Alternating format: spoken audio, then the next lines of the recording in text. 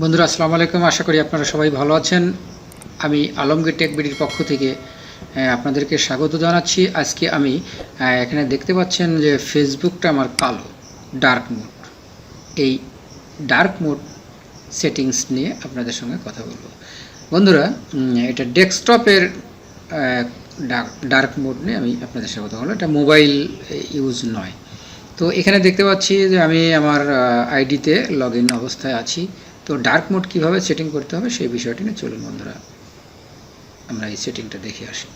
তো বন্ধুরা, আমি আমার ফেসবুক আইডিতে অবশ্যই লগ ইন অবস্থায় থাকবো। লগ ইন অবস্থায় আছি বন্ধুরা, খেয়াল করুন আমি আমার ফেসবুক আইডিতে লগ ইন অবস্থায় আছি। এখন এখানে নতুন আঙ্গিকে ফেসবুক সাজিয়েছে, আবার তাদের সেটিংসটা দেখতে পাচ্ছি। তো এই ডার্ক মোড কীভাবে সেটিং করব, ডার্ক মোড কেন সেটিং করব সেই বিষয়টি বলবো। যে আসলে ডার্ক মোডটা হচ্ছে যে ফেসবুকটা কালো দেখাবে এবং চোখের ক্ষতিটা একটু কম করবে।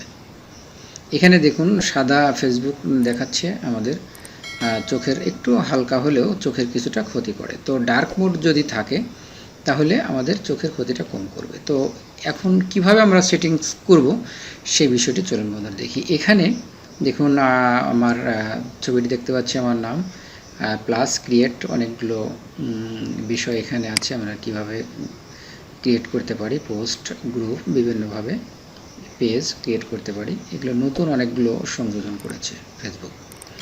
এরপরে মেসেঞ্জার, এরপরে নোটিফিকেশন, এরপরে অ্যাকাউন্ট। এখানে আমার অ্যাকাউন্টের এই যে ডাউন অ্যারো দেখতে পাচ্ছি, এখানে ক্লিক করব। খেয়াল করুন বন্ধুরা, ক্লিক করার পরে এখানে সি ইউর প্রোফাইল আর আলমগীর হোসেনটা আমার প্রোফাইল। এখানে চলে আসুন settings and privacy, help and support, dark mode, switch to classic Facebook log out. এই যে এখানে ডার্ক মোড দেখতে পাচ্ছি। এই বাটনটি যদি আমি একবার ক্লিক করি, খেয়াল করুন ওপেন করে দিলাম, এখন আমার এই ফেসবুক আইডিটি ডার্ক মোডে পরিণত হয়েছে। খেয়াল করুন বন্ধুরা। ওকে, তো একেবারেই সহজ ডেস্কটপ থেকে এই আমাদের ফেসবুক আইডি ডার্ক মোড করতে পারলে আমাদের চোখের ক্ষতিটা কম করবে। তাই আজকে আমি আপনাদেরকে এই সেটিংসটি করে দেখালাম। তো আশা করি ভিডিওটি আপনাদের ভালো লেগেছে। ভিডিওটি ভালো লাগলে ভিডিওতে লাইক, কমেন্ট, শেয়ার এবং চ্যানেলটি সাবস্ক্রাইব করার জন্য বিশেষভাবে অনুরোধ রইল। তো আপনারা ভালো থাকেন, সুস্থ থাকেন, আপনাদের সুস্বাস্থ্য কামনা করে আজকের মতো শেষ করছি। আল্লাহ হাফেজ।